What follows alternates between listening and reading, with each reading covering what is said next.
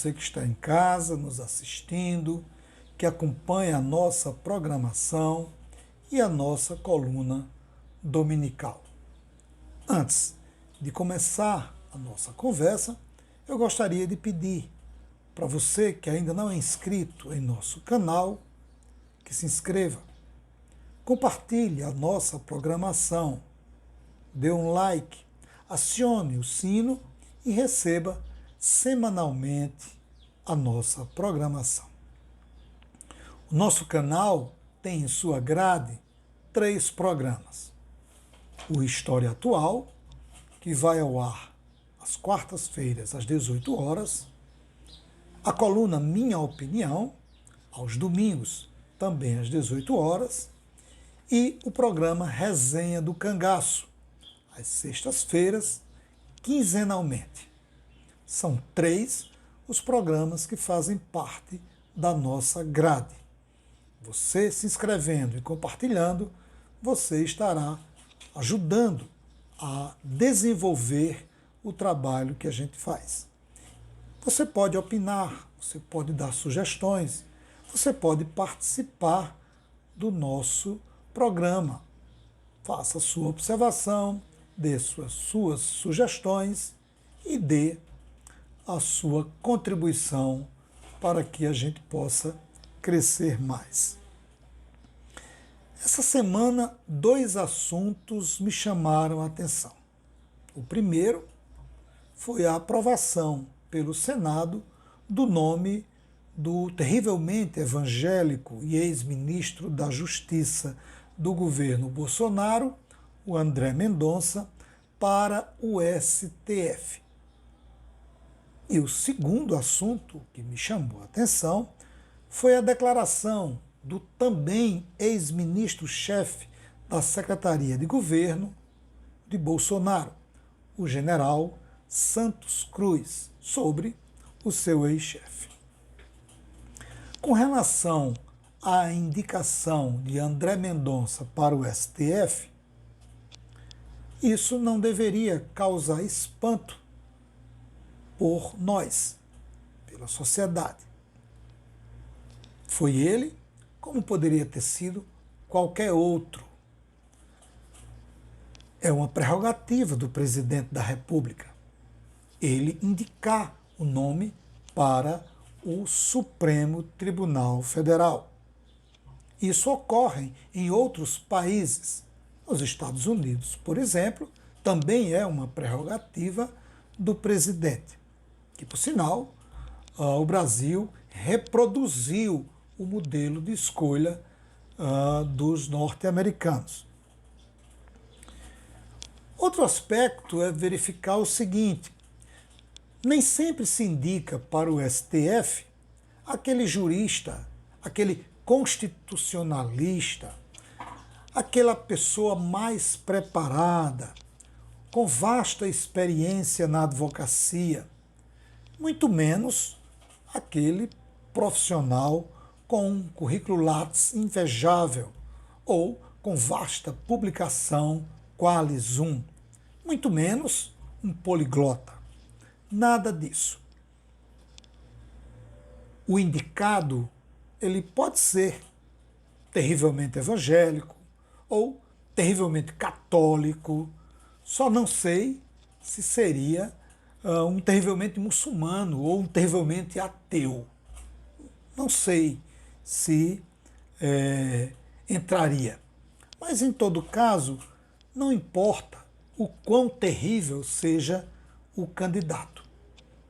O que deveria importar é se esse candidato ou candidata tem realmente um preparo jurídico, tem um compromisso com a Constituição, tem seu histórico, experiência e uma vida pública do ponto de vista da área jurídica que não coloque em dúvida o trabalho que ele irá desenvolver como ministro do Supremo.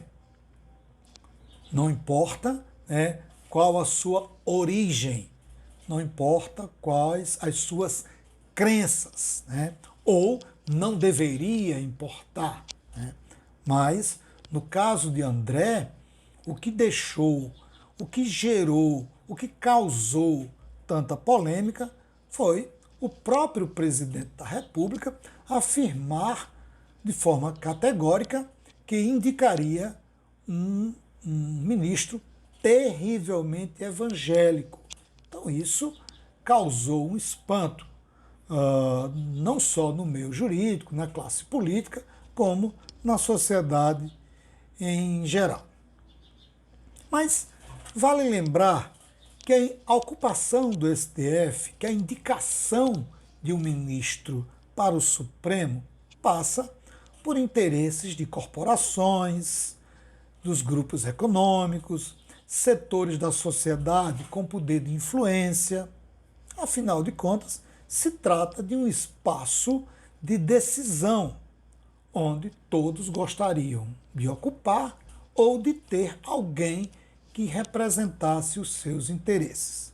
Portanto, a condição de ministro do Supremo tem muito a ver com o pensamento político de quem o indica. Tem muito a ver do pensamento político dos grupos que estão dentro do Congresso e o que esse indicado irá representar, significar para eles no Supremo. É óbvio que, uma vez ministro, um cargo vitalício, esse candidato ou essa candidata, ela tem ou teria por obrigação se basear na Constituição e, acima de tudo, tomar decisões que viessem a beneficiar não a setores individuais, setores localizados, a grupos, mas que beneficiasse a sociedade. Ou, imaginemos, essas posições reacionárias que o André demonstrou em inúmeras situações, seguindo cegamente o seu ex-chefe num discurso negacionista, criticando o isolamento, atacando prefeitos e governadores que defendiam o isolamento no auge, no ápice da pandemia. Essas críticas que André fez, que estão registrados aí em vários vídeos, em várias entrevistas que ele deu. Essas posições, para aqueles que comandam a economia do país, para aqueles que realmente têm interesse em manter essa estrutura econômica, essa estrutura política que está no país, pouco importa. Pouco importa o que pensa André, se ele é ou não terrivelmente evangélico, se ele se posiciona contra ou a favor do isolamento ou qualquer outro tema. O que importa para esses grupos que detêm o poder é que esse ministro ele tenha compromisso com a ordem vigente, com a ordem estabelecida pelo capital, com a ordem que vem no Brasil desde a sua independência. O poder de mando dos setores que controlam a economia, que controlam as finanças e que se beneficiam desse modo de ser e de governar o Brasil. Então, essas posições comportamentais ou esses discursos inflamados, para esses grupos de pressão sobre a política, sobre a justiça, sobre o legislativo, sobre o executivo, isso aí não importa. Esses grupos de pressão, eles conseguem, sim, fortalecer o nome para o Supremo e indicar. Aí o exemplo do setor evangélico que trabalhou muito bem nos bastidores para garantir o nome de André. Não é segredo para ninguém a relação que o futuro ministro sempre teve, afinal de contas, ele é de uma igreja evangélica e nunca escondeu isso, mas essa aproximação com essas lideranças evangélicas que têm demonstrado posturas preocupantes para o Brasil, né? Discursos negacionistas, agressivos, ameaçadores, né? É por isso que a credibilidade de André ela fica arranhada por esse passado de relação tanto com o presidente da República como com esses setores evangélicos cuja postura tem sido criticável. A credibilidade do indicado, obviamente, passa pelo histórico de quem indica. Sendo assim, é interessante que você assista à entrevista do ex-ministro-chefe da Secretaria de Governo, o general Santos Cruz, onde ele afirma que o grande traidor nesse Brasil se chama Jair Messias Bolsonaro. Está disponível, né, nos portais de notícias de todo o país. E você falou sobre traição. Bom, em primeiro lugar, o grande traidor nesse Brasil se chama Jair Messias Bolsonaro. É só você pegar o discurso político dele e você vai ver. Tudo que ele falou não foi feito. Combate à corrupção, nem pensar, passou longe. Descaracterizou o COAF, não valorizou o projeto anticrime, né? Destruiu quase todas as instituições por onde ele teve alguma atuação mais intensa. É o Ministério das Relações Exteriores, né? Ministério da Saúde, né? Todas as instituições onde ele colocou a mão, porque ele não tem noção de aperfeiçoamento institucional. Assim, se o presidente da República já não tinha credibilidade nenhuma perante a maior parte da sociedade brasileira, depois dessa fala do seu ex-ministro, soma-se ao seu vasto repertório de adjetivos e pensamentos preconceituosos que já contava e conta com negacionismo, fascista, racista, genocida, homofóbico, xenofóbico, agora se soma o de traidor e sem vergonha. Aí não são palavras minhas, são palavras de um ex-ministro do governo Bolsonaro. O descrédito é extensivo ao futuro ministro do STF, que, todos sabem, é um bolsonarista de carteirinha e terá seu nome sempre atrelado ao do grande traidor. Mas, voltando a falar do general, não tem nada de novidade em sua fala. Repercutiu, chamou a atenção pela forma verdadeira que o general Santos Cruz, de uma forma espontânea, muito natural, respondeu à pergunta da jornalista. Mas o que ele disse não é novidade. É só você comparar o que o Bolsonaro dizia 3 anos atrás, durante a campanha, sobre o Centrão, para ver a sua prática hoje. É só você pegar e comparar o discurso de Bolsonaro sobre combate à corrupção, combate à violência, combate às práticas tradicionais de se fazer política no Brasil e hoje. Não faz muito tempo que você, que votou em Bolsonaro, que foi às ruas defender o capitão, você se lembra disso. Até porque você continua reproduzindo o discurso do presidente. você continua, né, fortalecendo o discurso de 3 anos atrás, num contexto totalmente oposto. Por isso que o general Santos Cruz afirmou o que milhões de brasileiros já sabiam, que o Bolsonaro é o grande traidor da nação. E ele vai mostrando em sua entrevista por que ele o define como traidor.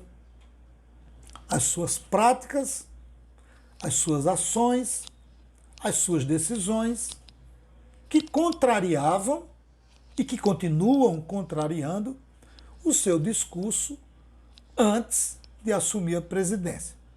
O discurso do candidato Bolsonaro.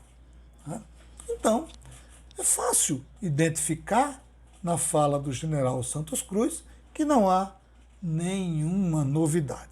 Quem era o centrão para Bolsonaro e onde ele está agora? Em que partido ele se filiou? Quem é a base do governo Bolsonaro? A resposta? Olhe lá para trás, para 3 anos atrás, que você vai saber. A resposta?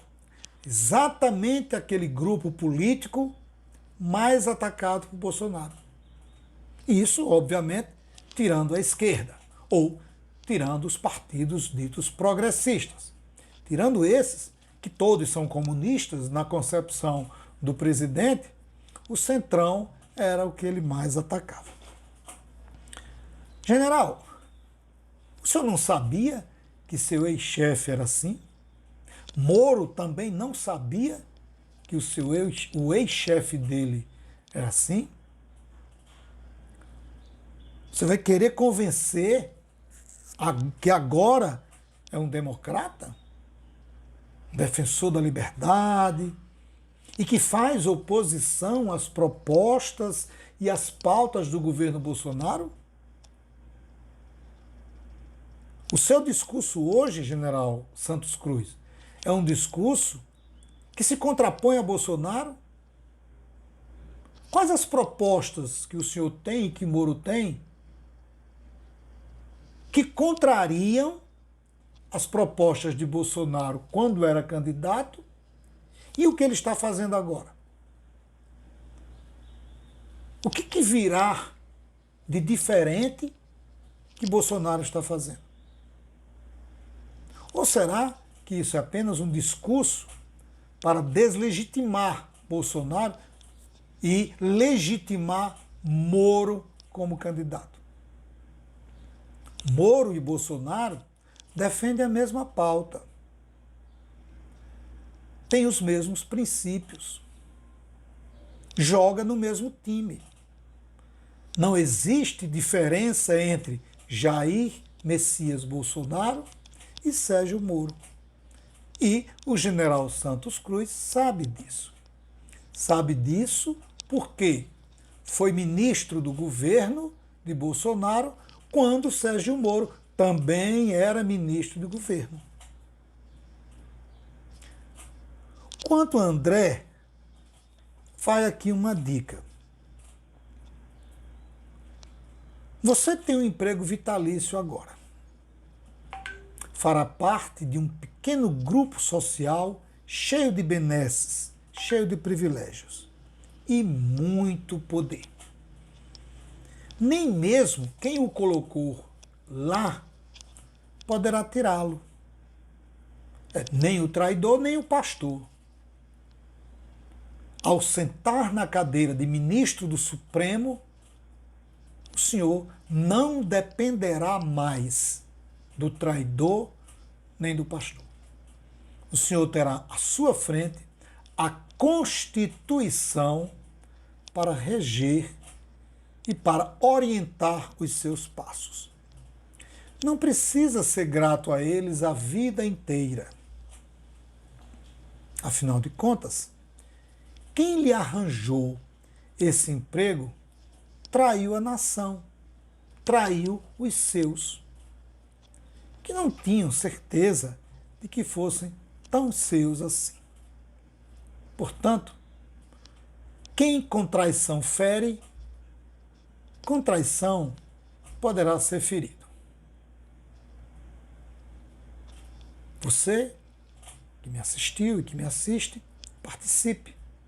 Dê sua opinião, porque essa é minha opinião. Um forte abraço e até o próximo domingo.